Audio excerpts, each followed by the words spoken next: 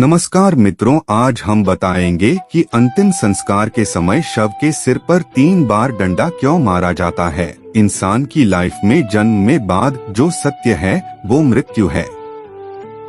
फिर चाहे वो कोई साधु हो या संत, राजा हो या फकीर, जिसने भी जन्म लिया है उनको एक दिन मृत्यु जरूर आएगी।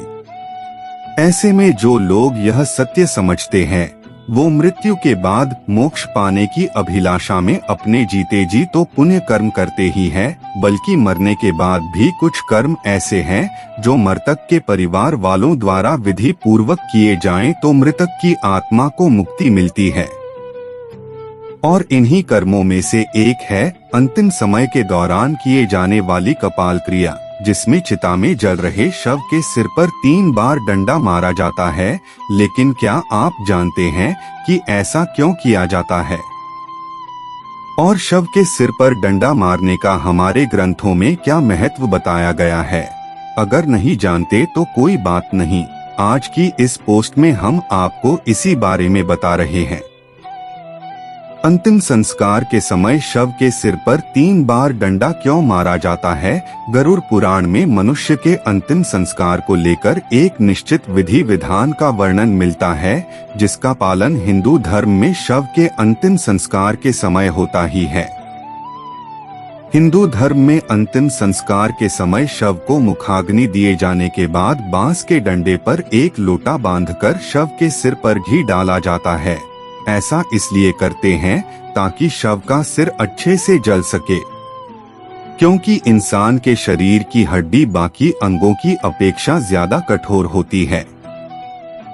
इसीलिए उसे अच्छे से अग्नि में नष्ट करने के उद्देश्य से शव की सिर पर घी डाला जाता है।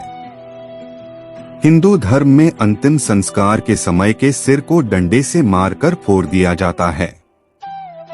इसके निम्न कारण है। तंत्र मंत्र करने वाले श्मशान घाट से मृतक की खोपड़ी लेकर अपनी साधना कर सकते हैं। इस वजह से मृत व्यक्ति की आत्मा उन अघोरियों या पिशाच पूजन करने वाले की गुलाम बन सकती है, इसलिए खोपड़ी को तोड़कर नष्ट कर देते हैं।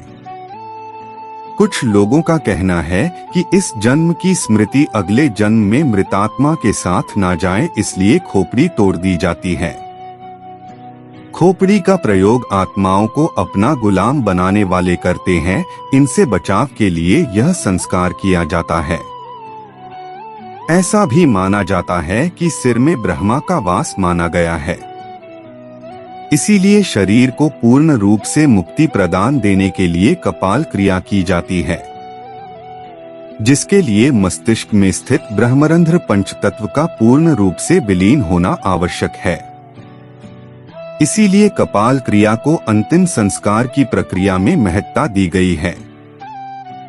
दोस्तों, हिंदू धर्म में बताई गई कपाल क्रिया से जुड़ी यह मान्यताएं और विधि हिंदू धर्म में विश्वास रखने वाले लोगों के लिए किसी नियम से कम नहीं है।